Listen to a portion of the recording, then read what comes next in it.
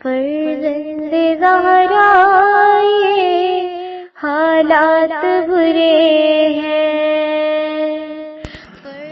کاشانہ بصیرت ایک ایسا مکمل یوٹیوب چینل جس پر محروم بصارت کے لیے بالخصوص اور تمام افراد کے لیے بالعموم سینکڑوں کی تعداد میں اسلامی کتب دستیاب ہیں۔ لہذا گزارش ہے کہ آپ اپنی ذمہ داری نبھاتے ہوئے کاشانہ بصیرت کو سبسکرائب کرنے کے ساتھ ساتھ بیل آئیکن کو پریس کیجیے تاکہ آپ علم کے حصول کے ساتھ ساتھ مذہب اہل بیت کی اشاعت میں بھی اہم کردار ادا کرتے رہیں۔ کاشانہ بصیرت۔ فرزند زہرا یہ حالات برے ہیں۔ بسم اللہ الرحمن الرحیم۔ السلام علیکم۔ یہ کتاب آپ کے لیے کاشانہ بصیرت کی یوٹیوب چینل کی جانب سے ریکارڈ کی جا رہی ہے۔ نام کتاب سعادت الدارین فی مقتل الحسین، تالیف علامہ شیخ محمود حسین نجفی۔ اب ہم کتاب کا پارٹ نمبر 45 پڑھیں گے۔ 25واں باب ابتدائے اسیری اہل بیت سے روانگی شام تک کے حالات کا بقیہ حصہ۔ جناب ام کلثوم کا خطبہ۔ اس کے بعد جناب ام کلثوم نے بآواز بلند آہو بکا کرتے ہوئے یہ خطبہ انشا فرمایا: اے اہل کوفہ، برائی ہو تمہارے لیے، تم نے کیوں حسین کی نصرت نہ کی اور ان کو شہید کیا اور ان کے مال و اسباب کو لوٹا اور اپنا ورثہ بنایا اور ان کے اہل عیال کو قید کیا؟ تمہارے لیے ہلاکت اور رحمت ایزدی سے دور ہو۔ وائے بائے حال شما، کیا کچھ معلوم بھی ہے کہ تم کن مصائب میں مبتلا ہوئے اور کیا بوجھ اپنی پشتوں پر اٹھایا اور کیسے خون تم نے بہائے اور کن اہل حرم کو تکلیفیں پہنچائیں اور کن لڑکیوں کو لوٹا اور کن اموال پر ناجائز قبضہ کیا۔ تم نے ایسے شخص امام حسین کو شہید کیا جو پیغمبر اکرم کے بعد تمام لوگوں سے افضل تھا۔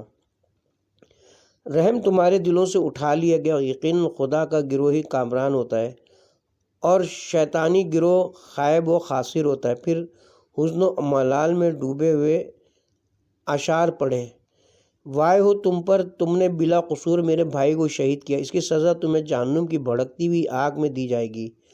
تم نے ایسے خون بہائے جن کے بہانے کو خدا، قرآن اور رسول نے حرام قرار دیا تھا۔ تمہیں آتش کی بشارت ہو جس میں ابد تک معذوب رہو گے۔ میں اپنے بھائی پر جو بعد از رسول سب لوگوں سے افضل تھا زندگی بھر روتی رہوں گی اور کبھی نہ خشک ہونے والا سیل اشک بہاتی رہوں گی۔ راوی کہتا ہے کہ جناب ام کلثوم کے خطبے کا اتنا اثر ہوا کہ روتے روتے لوگوں کی ہچکیاں بن گئیں۔ عورتیں اپنے بال بکھیر کر ان میں مٹی ڈالنے لگیں اور منہ پر تماچے مارنے شروع کیے۔ اسی طرح مرد شدت غم سے نڈھال ہو کر اپنی داڑیاں نوچنے لگے۔ اس زور سے زیادہ رونے والے مرد اور عورتیں کبھی نہیں دیکھی گئیں۔ کتاب کا حوالہ ہے ملحوف صفحہ نمبر 139۔ علامہ بنی یہ خطبہ شریفہ تمام مذکورہ بالا کتب میں موجود ہے۔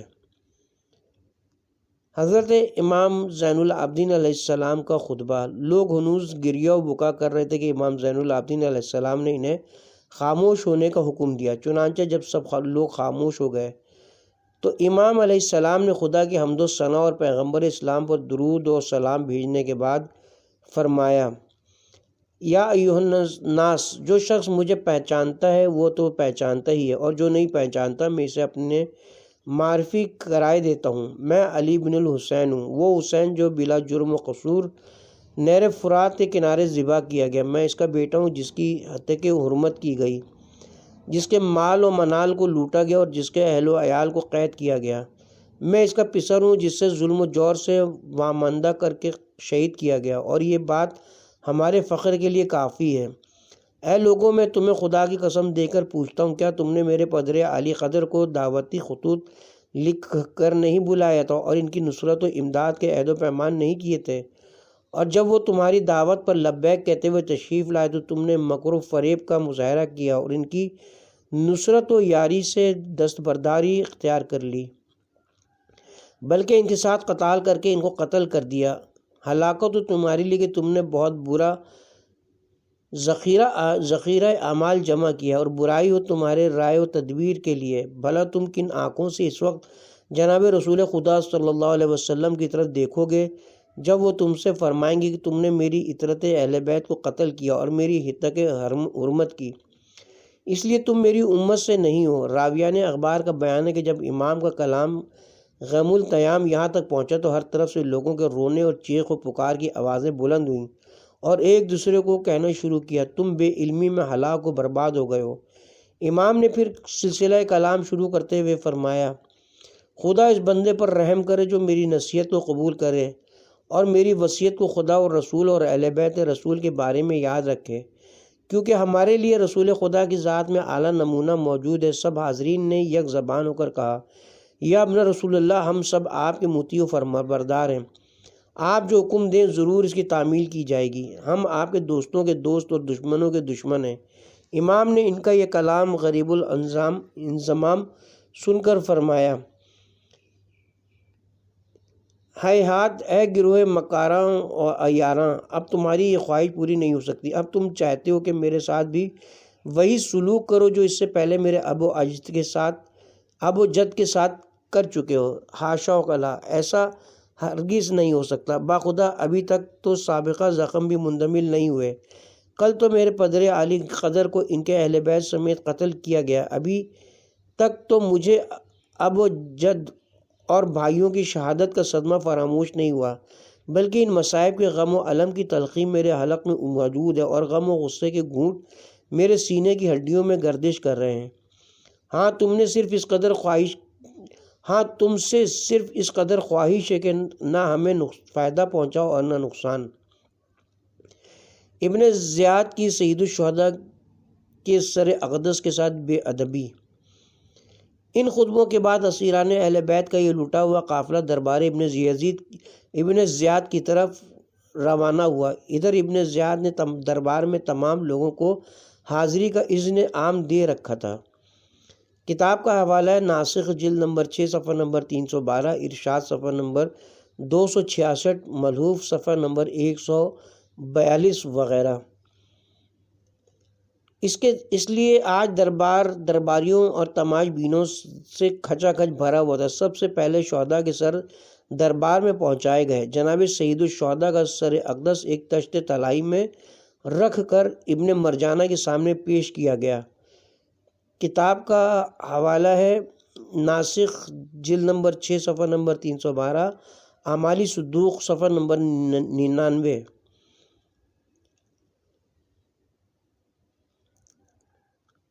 وہ بد نہاد سر مقدس کی طرف دیکھ کر مسکرانے لگا اور چھڑی سے دندان مبارک کے ساتھ بے ادبی کی، پھر امام کے لب و دندان کے حسن و جمال کے بارے میں کچھ کلام کیا۔ باروایت یہ بھی کہا، اے ابو عبداللہ، تم بہت جلد بوڑھے ہو گئے۔ اس وقت زید بن ارقم صحابی رسول موجود تھے۔ اس نے ابن زیاد کی گستاخی کا یہ افسوسناک منظر دیکھ کر کہا، اے ابن زیاد، ان مقدس ہونٹوں سے اپنی چھڑی ہٹا لے، کیونکہ میں نے بے شمار بار رسول کو ان ہونٹوں کا بوسہ لیتے ہوئے دیکھا ہے۔ اس کے بعد ابن ارقم نے پھوٹ پھوٹ کر رونا شروع کیا۔ ابن زیاد نے آگ بگولا ہو کر کہا، خدا تیری آنکھوں کو رلائے، کیا تو فتح خداوندی پر روتا ہے؟ اگر بڑھاپے کی وجہ سے تیری عقل زائل نہ ہو گئی ہوتی تو میں تیری گردن اڑا دیتا۔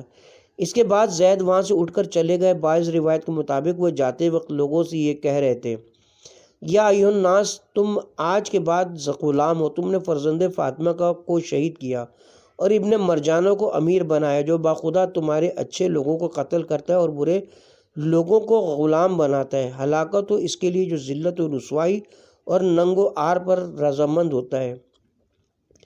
کتاب کا حوالہ ہے عاشر بہار صفحہ نمبر 220، طبری جلد نمبر 6 صفحہ نمبر 262، تاریخ ابن کثیر جلد نمبر 8 صفحہ نمبر 190، نفس المحموم صفحہ نمبر 215، لواحج الاشجان صفحہ نمبر 166۔ نوٹ: اگر یہ تسلیم بھی کر لیا جائے کہ زید بن ارقم اس وقت نابینا تھے، تب بھی اس واقعے کی صداقت پر کچھ اثر نہیں پڑتا، کیونکہ عین ممکن ہے کہ لوگوں سے سن کر انہوں نے اس اخلاقی جرأت کا مظاہرہ کیا ہو۔ اسیران آل محمد کا دربار ابن زیاد میں ورود۔ کیسی ہوش روبہ اور قیامت خیز گھڑی تھی جس وقت سید الانبیاء اور سید الاوصیاء کی بہو بیٹیاں اور نواسیاں بحالت قید و بند اور پابند رسن کر کے ایک فاسق و فاجر شراب خور سردار کے دربار میں لائی جا رہی تھی۔ وہ دربار شاہانہ ٹھاٹ باٹ کے اظہار کے لیے ہر قسم کی زیبائش و آرائش سے آراستہ کیا گیا تھا۔ کوفے کے تمام ارذل و اوباش لوگ تماشا بینی کے لیے اس میں موجود تھے، اور سپاہیوں اور پہرہ داروں کو اسلحہ جنگ اور لباس فاخرہ سے نوازا گیا تھا۔ تمام ارباب تواریخ و مقاتل کا اتفاق ہے کہ فاطمۃ الزہرا کی دختر اور حسین کی بہن زینب کبریٰ اس حال میں ابن زیاد کے دربار میں پیش ہوئی کہ بہت ہی پست اور کم قیمت قسم کا لباس زیب تن کیا ہوا تھا، جس کی وجہ سے پہچانی نہیں جاتی تھی۔ پھر دارالامارہ کے ایک کونے میں کنیزوں کے جھرمٹ میں بیٹھ گئیں۔ بھلا خاندان نبوت و امامت کی جلالت کے آثار کیوں کر چھپ سکتے تھے؟ ابن زیاد بدنہاد نے فوراً دریافت کیا، من حاضی، یہ گوشے دربار میں اس طرح بیٹھنے والی کون ہے؟ بی بی نے کوئی جواب نہ دیا۔ ملون نے دوبارہ سہبارہ یہی سوال کیا۔ بالآخر بنت زہرا کی کنیز نے جواب دیا، یہ رسول خدا کی صاحبزادی فاطمہ زہرا کی بیٹی زینب عالیہ ہیں۔ دربار میں بنت حیدر کرار کی ابن زیاد سے گفتگو۔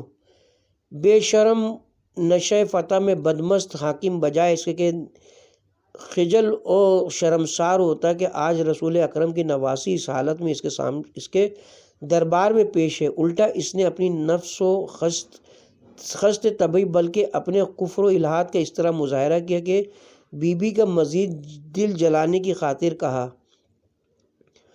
نقل کفر نہ باشد، اس خدا کی حمد ہے جس نے تمہیں رسوا کیا، تمہیں قتل کیا اور تمہارے ڈھونگ کو ظاہر کیا۔ قلعہ قریش علی زادی نے جرت ہاشمیہ کے ساتھ فوراً حاکم کو جواب دیا، سب تعریفیں اس خدا کے لیے جس نے ہمیں اپنے رسول محمد کے ذریعے سے عزت و کرامت بخشی اور ہمیں ہر قسم کے گناہوں سے پاک و پاکیزہ قرار دیا۔ ہاں البتہ ذلیل و رسوا فاسق ہوتا ہے اور جھوٹ فاجر بولتا ہے، اور وہ الحمدللہ ہم نہیں بلکہ ہمارا غیر ہے۔ پھر ابن زیاد نے طنزاً کہا، تم نے اپنے خاندان کے ساتھ خدا کا سلوک کیسا دیکھا ہے؟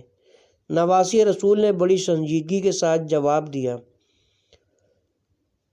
میں نے خدا کے حسن سلوک کے سوا اور کچھ نہیں دیکھا۔ یہ شہید ہونے والا وہ گروہ تھا جس کے لیے خدا نے درجہ شہادت قلم قدرت سے لکھ دیا تھا، اس لیے وہ اپنی مقتل گاہ کی طرف گیا۔ عنقریب خدا تعالیٰ تمہیں اور انہیں بروز قیامت ایک جگہ جمع کرے گا۔ اس وقت اس عادل حقیقی کی بارگاہ میں تمہارا مقدمہ پیش کی ہوگا۔ اچھی طرح غور کر لے کہ اس وقت کون کامیاب ہوگا، اور ابن مرجانہ تیری ماں تیرے ماتم میں بیٹھے۔ راوی کہتا ہے کہ بی بی کا یہ کلام حقیقت ترجمان سن کر ابن زیاد غصے سے آگ بگولا ہو گیا اور بی بی کو کچھ گزن پہنچانے کا مشوم ارادہ کیا، مگر عمر بن حریث نے یہ کہہ کر اس کے غصے کو فرو کر دیا کہ اے امیر، یہ عورت ہے اور عورت کی کسی گفتگو کا مواخذہ نہیں کیا جا سکتا اور نہ اسے کسی خطاب پر اس کی مذمت کی جا سکتی۔ پھر ابن زیاد نے اس طرح اپنے کفر و الحاد کا اظہار کیا، خدا نے میرے نفس کو تیرے سرکش بھائی اور تیرے خاندان کے دوسرے نافرمان لوگوں سے شفا دی ہے۔ بی بی عالم کو ملعون کا یہ کلام نافرجام سن کر جو کھلم کھلا گالی تھا، سخت صدمہ ہوا، اس لیے آپ دیدہ ہو گئیں اور رو کر فرمایا، مجھے اپنی زندگی کی قسم، تو نے میرے بڑوں کو قتل کیا، میرے اہل و عیال کو تباہ کیا، فرع کو قطع کیا اور اصل کو جڑ سے اکھاڑا۔ اگر اسی بات میں تیری شفا ہے تو یقیناً تو نے شفا حاصل کر لی ہے۔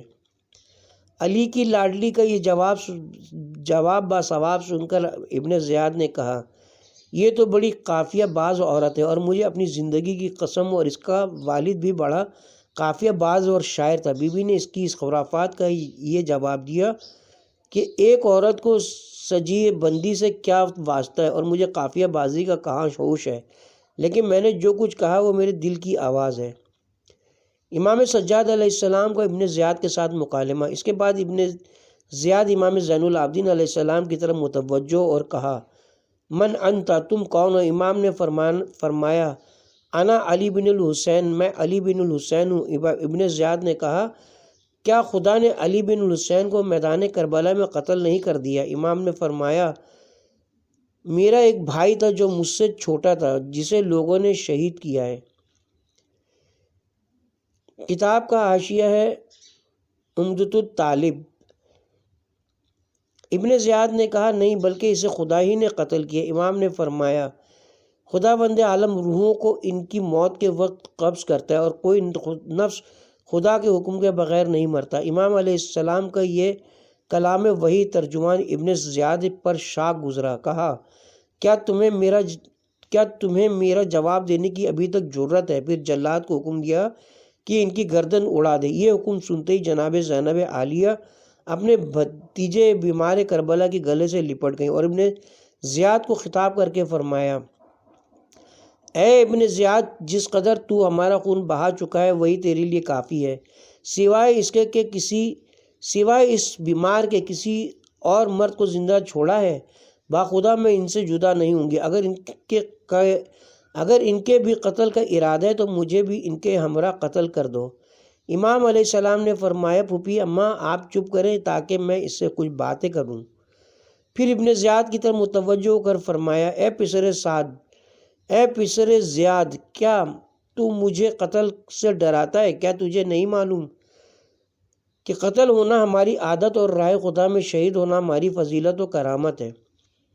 ابن زیاد کچھ دیر تک پھوپھی اور بھتیجے کی باہمی محبت و اخلاص کا یہ عجیب و غریب منظر دیکھتا رہا، پھر کہا تعجب ہے قرابت داری پر خدا کی قسم، میرا خیال ہے بی بی چاہتی تھی کہ اسے بھی ان کے ساتھ قتل کر دیا جائے۔ پھر حکم دیا اسے چھوڑ دو کیونکہ میں دیکھتا ہوں کہ موجودہ بیماری ہی اس کے لیے کافی ہے۔ حقیقت یہ ہے کہ جس خوش اسلوبی کے ساتھ جناب زینب عالیہ نے دربار ابن یزید میں جس منزل کو طے کیا وہ اس مرحلے سے بھی زیادہ مشکل تھی جس کو عوان و انصار حسین نے کربلا میں طے کیا تھا۔ ایسے ہوش روبہ حالات میں ابن زیاد کے سامنے اگر کوئی فارغ البال اور مطمئن الحال مرد کئی شب و روز کی سوچ و بچار کے بعد بھی ایسی یادگار تقریر کرتا جیسے دختر علی نے ہزاروں کے نامحرم مجمع میں خطبوں اور مکالموں کی شکل میں کی ہے تو یہ اس کا عظیم کارنامہ شمار ہوتا ہے۔ لیکن رسول کی نواسی تو مصائب و علام میں اس طرح گری ہوئی تھی جیسے 32 دانتوں میں زبان۔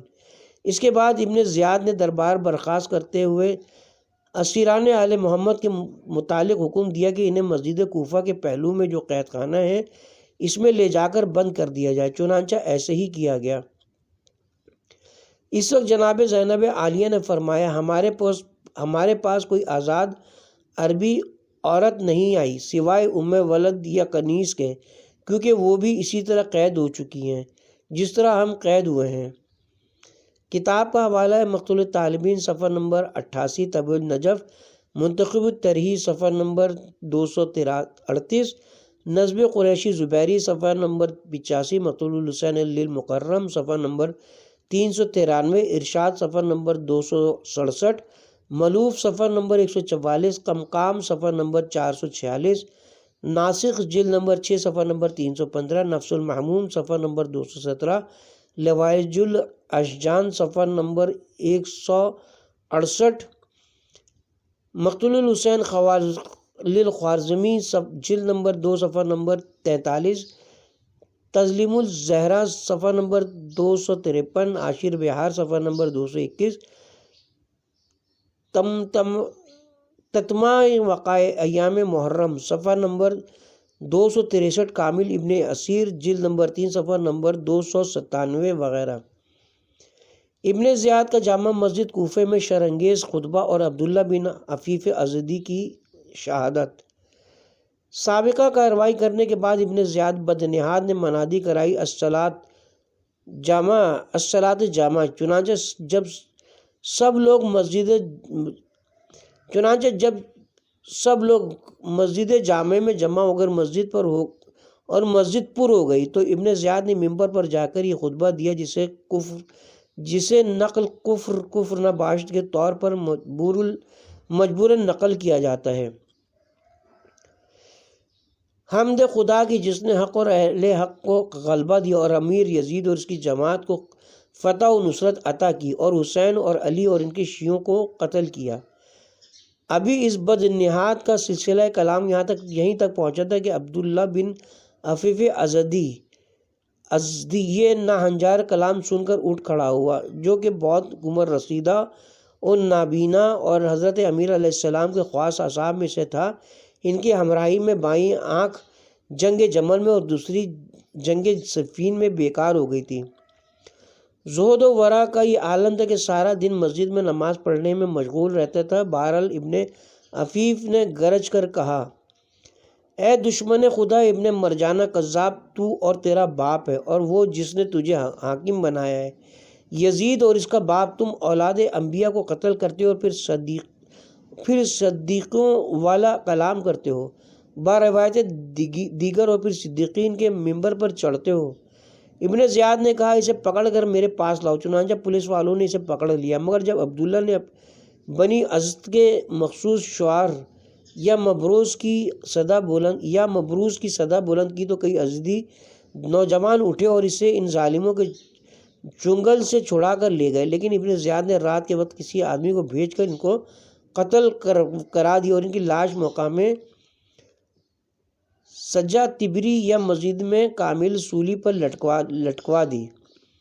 کتاب کا حوالہ ہے تاریخ تبری جلد نمبر 6 صفحہ نمبر 264، تاریخ کامل جلد نمبر 3 صفحہ نمبر 297، ارشاد صفحہ نمبر 267۔ تبری و کامل اور ارشاد میں تو یہ واقعہ اسی قدر میں لکھا ہے، مگر دوسری بعض کتب معتبرہ میں یہ واقعہ حائلہ قدر تفصیل کے ساتھ درج ہے۔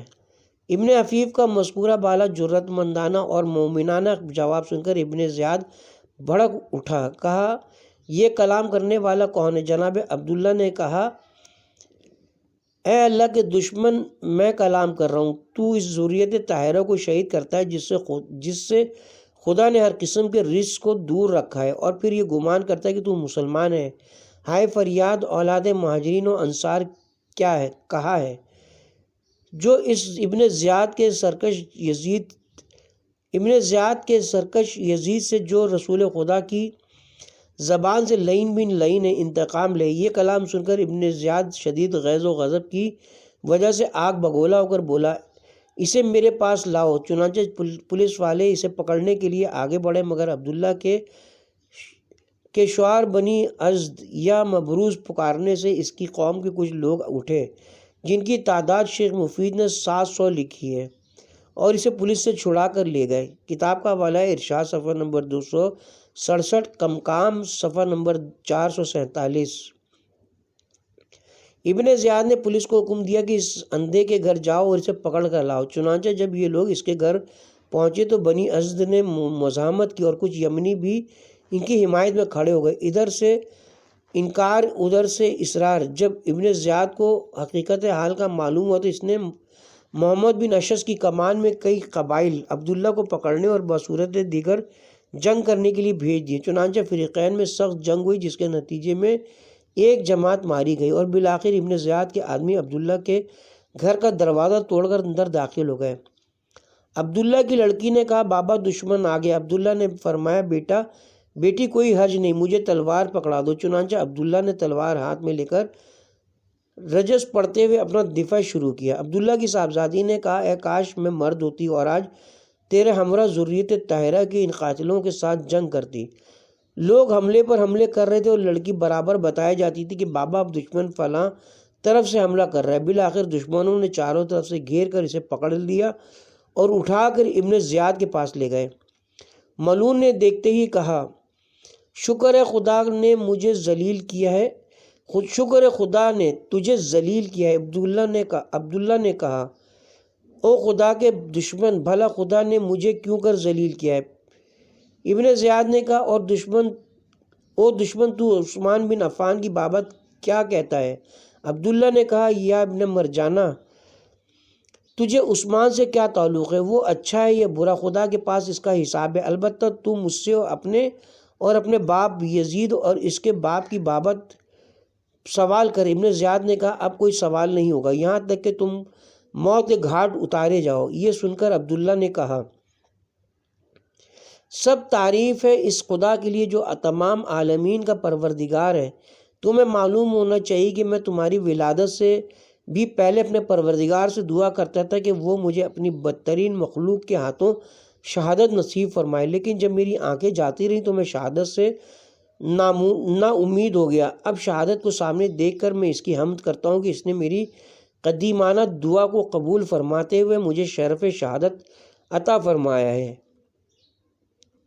ابن زیاد نے حکم دیا کہ ان کی گردن اڑا دو، چنانچہ ان کو شہید کر دیا گیا اور مقام سجنہ پر لاش کو سولی پر لٹکوا دیا گیا۔ انا للہ و انا الیہ راجعون۔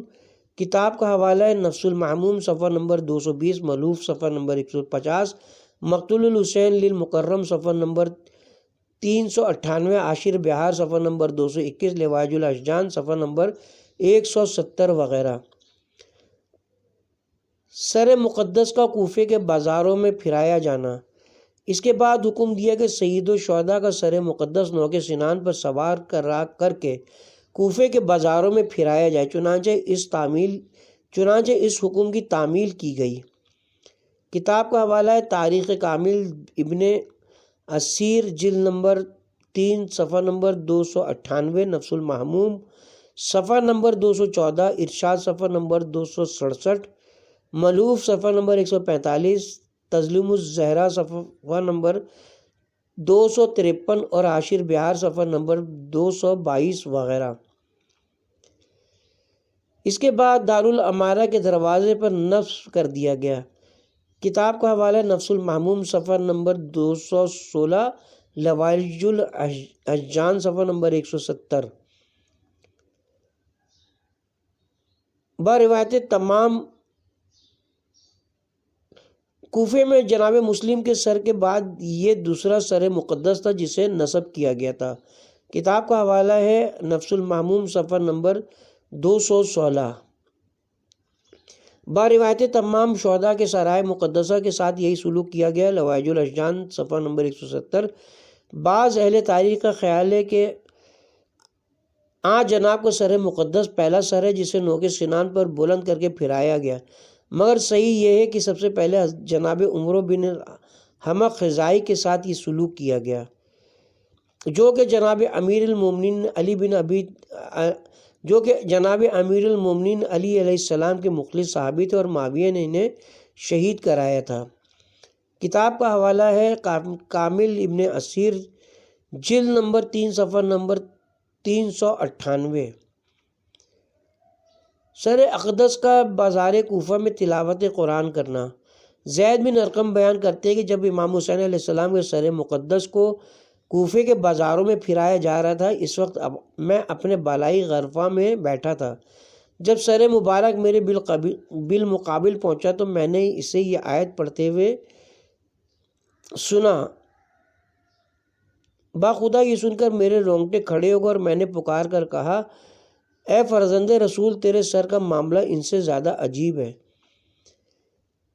کتاب کا حوالہ ہے عاشر بہار صفحہ نمبر 222، ارشاد صفحہ نمبر 228، تظلم الزہرا صفحہ نمبر 253، خصائص کبریٰ جلد نمبر 2 صفحہ نمبر 125، تفسیر مقتول الحسین للمکرم صفحہ نمبر 402 403 تا متعدد مقامات پر مختلف عناوین کے تحت سید الشہداء علیہ السلام کے سر مقدس کے کلام کرنے کے واقعات ذکر کیے ہیں، اور اس میں کسی قسم کے تعجب کی کوئی بات نہیں، کیونکہ جو خدائے قدیر کوہ طور پر ایک درخت میں کلام پیدا کر سکتا ہے، جو بروز قیامت انسانی اعضاء و جوارح کو قوت گویائی عطا فرما سکتا ہے، کیا وہ قادر مطلق امام حسین علیہ السلام کے سر کو بااجازت امامت گویا نہیں کر سکتا تاکہ حیات انسانی شہداء کا عملی مظاہرہ ہو جائے اور پیغمبر اسلام صلی اللہ علیہ وسلم کی متواتر حدیث ثقلین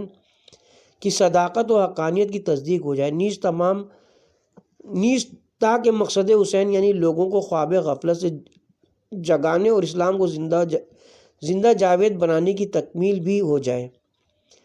یقیناً یہ امر قدرت خدا سے کچھ بعید نہیں، بلکہ حالانکہ شجرۂ طور پر یا انسانی اعضاء کو سید الشہداء کے سر اقدس کے ساتھ کوئی نسبت ہی نہیں۔ کتاب کی طرف واپس چلتے ہیں۔ بعض کتب میں مذکور ہے کہ جب اسیران آل محمد ابن زیاد کے قید خانے میں تھے تو ایک روز کسی نے قید خانے میں ایک پتھر پھینکا جس کے ساتھ ایک تحریر بندی ہوئی تھی جس کا مضمون یہ تھا کہ تمہارے متعلق قاصد فلاں روز یزید کے پاس چلا گیا، وہ فلاں دن تک وہاں پہنچے گا اور فلاں روز تک واپس آئے گا، پس اگر اس دن تکبیر کی آواز سنو تو اپنے قتل کا یقین کر لینا، اور اگر تکبیر کی آواز نہ آئے تو اسے امان کی علامت سمجھنا۔ چنانچہ مقررہ تاریخ کو تکبیر کی آواز بلند نہ ہوئی۔ کتاب کا حوالہ ہے تاریخ طبری جلد نمبر 6 صفحہ نمبر 266، تاریخ کامل جلد نمبر 3 صفحہ نمبر 298، مقتول الحسین للمکرم صفحہ نمبر 395 وغیرہ۔ اس کے ساتھ ہی اب ہم یہاں پہ کتاب کے پارٹ نمبر 45 کا اختتام کرتے ہیں۔